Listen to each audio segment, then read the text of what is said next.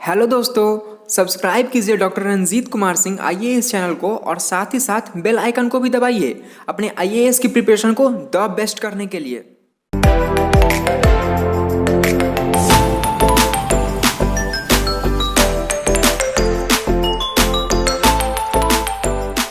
आप लोगों ने बहुत जो भी हमारे आपके दर्शक देख रहे हैं सुनते हैं वो कमेंट सेक्शन में बताए थे कि बीपीएससी 67 को पीटी को कैसे हम लोग क्लियर करें, उसका क्या स्ट्रेटजी होना चाहिए। तो इसी बीच हमारे जो कामनी हैं अभी डीएसपी उनको अलॉट हुआ है अभी न्यू रिजल्ट पे बीपीएससी 65 में, तो वो हमारे बीच अभी प्रेजेंट हैं। तो उनसे हम जानेंगे कि बीपीएससी 67 को पीटी के लिए क्या स्ट्रेटजी होना चाहिए। कामनी मैम, आपको बहुत बहुत स्वागत है, बधाई है, आपने रिजल्ट क्रैक किया है। ठीक है, तो आप बताइए कि ये बीपीएससी 67 के लिए जो अभी का उसके लिए रिगार्डिंग बहुत सारे क्वेश्चन आए हैं, तो 67 के पीटी के लिए आपका मतलब क्या स्ट्रेटजी होना चाहिए? सर 67 बीपीएससी के लिए मैं यही कहूँगी कि जो स्टैटिक बुक्स हैं, फॉर एग्जांपल सर जो जीके की जो किताब आती है, अभी सर ने केबीसी नैनो की एक बुक पब्लिश करवाई है डॉक्टर रंजीत कुमार सर ने, तो वो बुक पढ़ सकते हैं। फिर खासकर ध्यान फिर जीके क्राउन जीके की बिहार की पे ज़्यादा दे सकते हैं। बिहार में इंडियन नेशनल मूवमेंट के लिए केबीसी नैनो की बुक अच्छी है सर। और सर इंडियन नेशनल मूवमेंट के लिए थोड़ा डीपर बताना चाहते हैं तो मॉडर्न स्पेक्ट्रम के लिए भी जा सकते हैं। और सर लक्ष्मीकांत की किताबें पढ़ते हैं for polity but not whole book, उसके 10 चैप्टर्स, फॉर एग्जांपल गवर्नर के हो गए, कैट के हो गए और शेड्यूल्स के हो गए, फंडामेंटल राइट्स, फिर पार्लियामेंट, ये सब चैप्टर देख सकते हैं सर। और क्राउन की जो बिहार स्पेशल की जो किताब है उसमें बिहार की ज्योग्राफी बहुत अच्छे से दी हुई है, तो ज्योग्राफी देख सकते हैं। और सर उसमें हिस्ट्री भी काफ़ी अच्छे से है, तो हिस्ट्री और ज्योग्राफी उससे हो सकती है सर। बाकी मैं स्ट्रैटेजी में ये कहूँगी कि ज़्यादा से ज़्यादा क्वेश्चन बनाएं, प्रीवियस ईयर्स के पैटर्न को देखें। और आजकल जो रहता है कि साइंस के क्वेश्चंस भी काफ़ी ज़्यादा पूछे जा रहे हैं, तो उसके लिए मैं ये कहना चाहूँगी कि घटना चक्र के प्रीवियस से क्वेश्चन लगा सकते हैं, उसके एक पैटर्न को चेक कर सकते हैं। बायोलॉजी और केमिस्ट्री काफ़ी ज़्यादा मिला जुला के आते हैं, तो उसके लिए प्रीवियस से क्वेश्चंस और कुछ बेसिक्स किताब इस जीके के केबीसी बुक में भी काफ़ी अच्छी इन्फॉर्मेशन है, वो देख सकते हैं सर। और मैं कहना चाहूँगी कि प्रीवियस ईयर क्वेश्चन में हमने देखा हुआ कि मैथ्स के क्वेश्चन आते हैं, 10 क्वेश्चन रहते हैं, तो अब कटअप जो है 100 से कम हम एक्सपेक्ट नहीं कर सकते हैं, तो मैथ्स को ओवरलुक करना वो डेंजरस हो सकता है।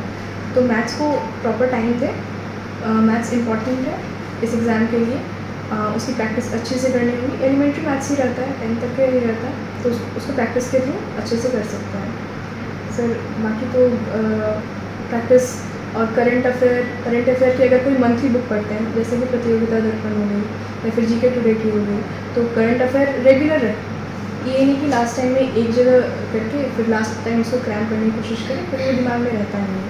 तो मंथली उसको आराम से धीरे धीरे से डेट पीछे जाते हुए उसको पढ़ सकते हैं।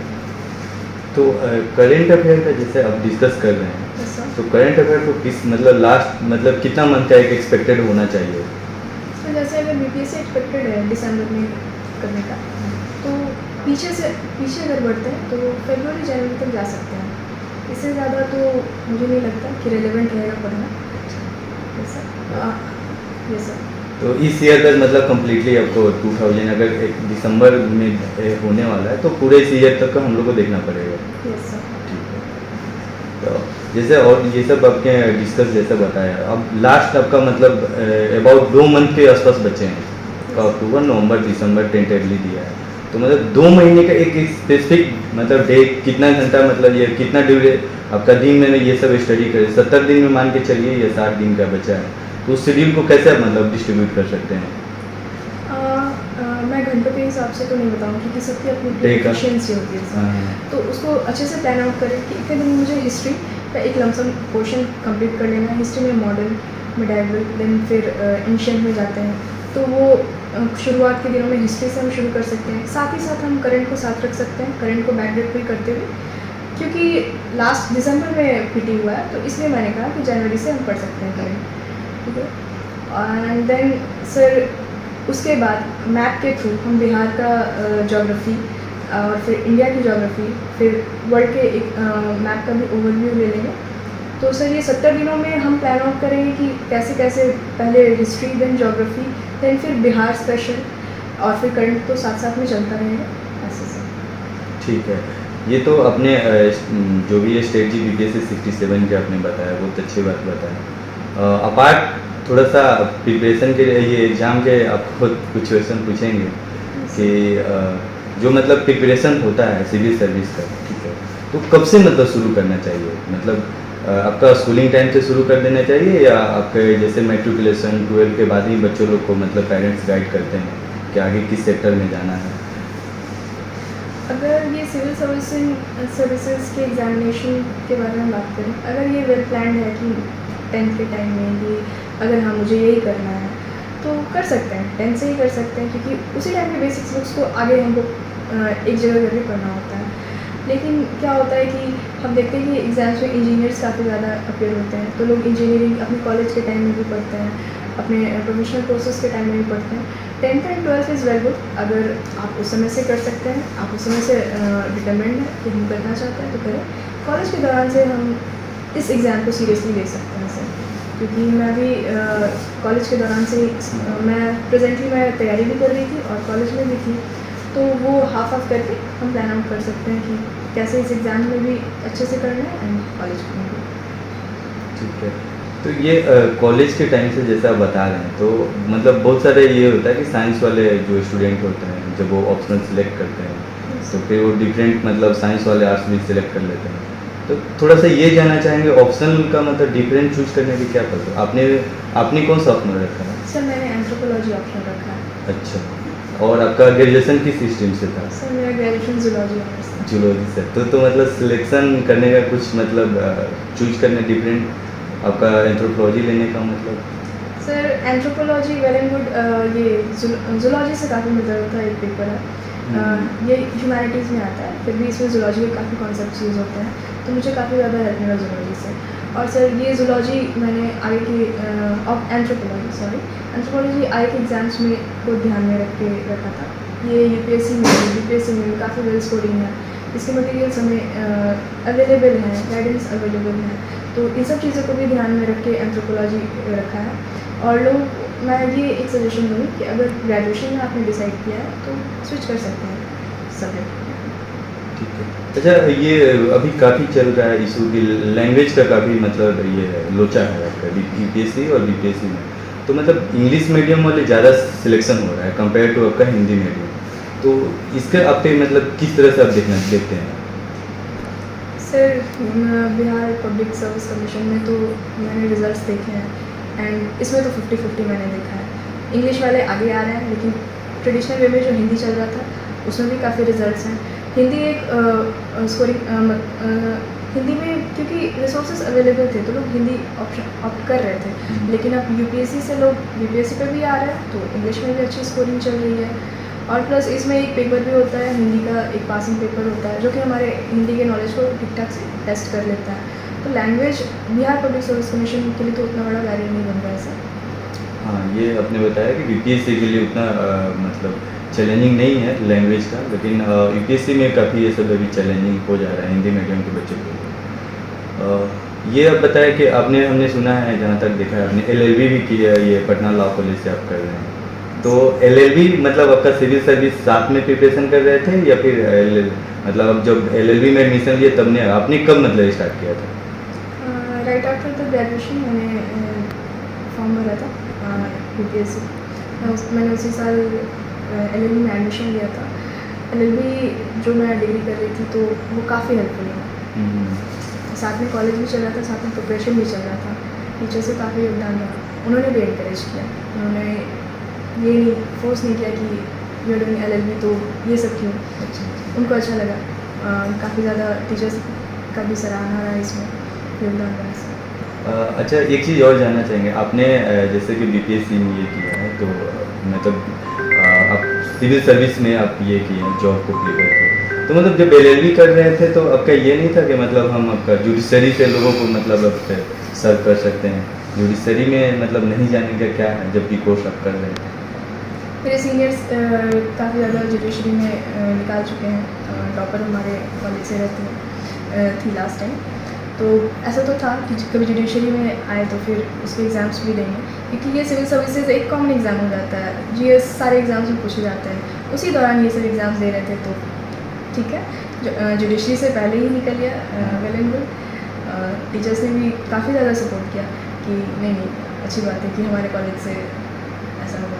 चलिए बहुत अच्छा। और एक दिन ये जानना चाहेंगे कि स्टडी तो होता रहता है स्टूडेंट लाइफ में, मतलब इसके अपार्ट आपका जो भी एक्स्ट्रा करिकुलर एक्टिविटी होता है तो इसका मतलब लाइफ में मतलब कितना आपका इम्पोर्टेंस रहता है? मतलब जो होता है ना सिविल सर्विस, बहुत लोग बोलते हैं कि काफ़ी स्टडी करना पड़ता है, कोई 8-10-12 घंटे, तो मतलब क्या एक्स्ट्रा करिकुलर एक्टिविटी पे फोकस रखना चाहिए या नहीं मतलब रखना चाहिए? बिल्कुल रखना चाहिए। ये तो एक सवाल ही होता है हमारे इंटरव्यू पैनल का कि what is your extra curricular, आपकी हॉबी क्या है। तो एक तो क्वेश्चन भी बन जाता है, स्कोरिंग भी हो जाता है वहाँ पे, बस ये एक स्ट्रेस बस्टर होता है कि हमेशा पढ़ते रहेंगे तो फिर कैसे होगा। कभी कभी डिमोटिवेट हो जाते हैं, कभी कभी टाइम अच्छा नहीं चलता है तो कुछ और करने का मन करता है, तो वो कुछ प्रोडक्टिव में लगाते हैं, कुछ प्रोडक्टिव काम हो, तो एक्स्ट्रा करिकुलर्स होना चाहिए। अच्छा, ये आप लोग के लिए जैसे अभी बिहार सरकार तो अभी काफ़ी मतलब गर्ल्स के लिए आपके जो बीपीएससी में ये दिया है तो उससे काफ़ी गर्ल्स लोग का रिजल्ट हो रहा है, और आप एक गर्ल्स होके भी रिजल्ट का पहले के अपेक्षा काफ़ी रिजल्ट हो रहा था गर्ल्स का, तो मतलब आप जब सिलेक्शन हुए तो गर्ल्स लोग के लिए क्या मैसेज देना चाहेंगे, मतलब इस जॉब में सिविल सर्विस के लिए क्या मैसेज देना चाहेंगे? गवर्नमेंट की तरफ से तो काफ़ी इनिशिएटिव ली जा रही है कि हम लड़कियां काफ़ी आगे आके काम करें। इसमें मैं ये कहना चाहूँगी कि क्योंकि लड़कियों को इतना मौका मिल रहा है तो पेरेंट्स का भी एक होता है कि जब सारे आपको सहारा दे रहे हैं तो आप भी अपनी लड़कियों को आगे बढ़ाएं। प्लस लड़कियाँ कर सकती हैं, ऐसे बिहार में तो वो है कि कर सकती हैं। आपने करके दिखाया है तो इसलिए कर सकते हैं। और अच्छा ये बताएं, आपको डीएसपी रैंक मिला है जहाँ तक, ठीक है, तो मतलब पुलिस सेवा क्यों चुने आप? मतलब पुलिस के लिए तो काफ़ी चुनौती, मतलब आपका चुनौती वाले काम करता है, तो कोई मतलब एक खास वजह डीएसपी लेने का? बिहार में पुलिस सर्विसेज का चाम कभी नहीं मिटने वाला है, क्योंकि मैं जब 64th में अपेयर हुई थी तो I was only eligible for that post. सिर्फ एक वही पोस्ट था और 2-3 पोस्ट और थे जिसके लिए मैं एलिजिबल थी, बाकी सारे पोस्ट में मैं अंडर एज हुई थी। तो उसी समय से सर मेरा ये फर्स्ट चॉइस प्रेफरेंस रहा है। तो ये बिहार पुलिस सर्विसेज में मुझे ज्वाइन करने का मौका मिलेगा, इसके लिए मैं बहुत अपने आप को भाग्यशाली समझती हूँ।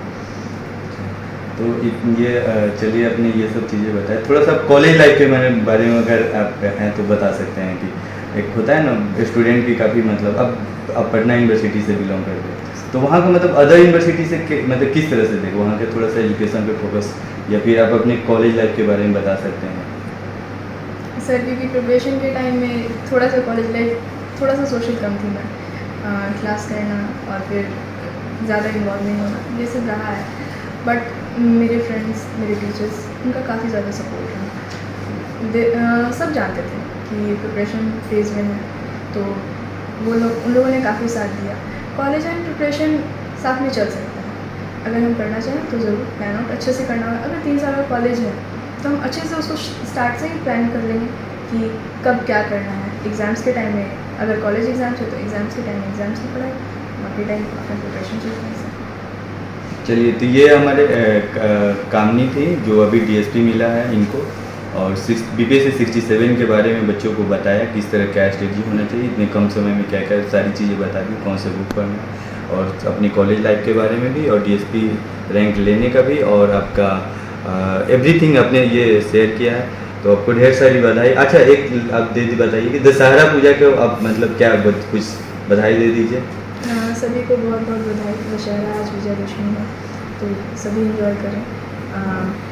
विजयदशमी एक बहुत अच्छा त्यौहार है, बिहार में इसको बहुत धूमधाम से मनाया जाता है, तो सभी को मैं बधाई देती हूँ। तो चलिए, डीएसपी कामनी से भी आप लोगों ने बधाई ले लिया। अब यहीं जो आज का जो हमारा एक्सक्लूसिव एपिसोड रहा एंड करते हैं।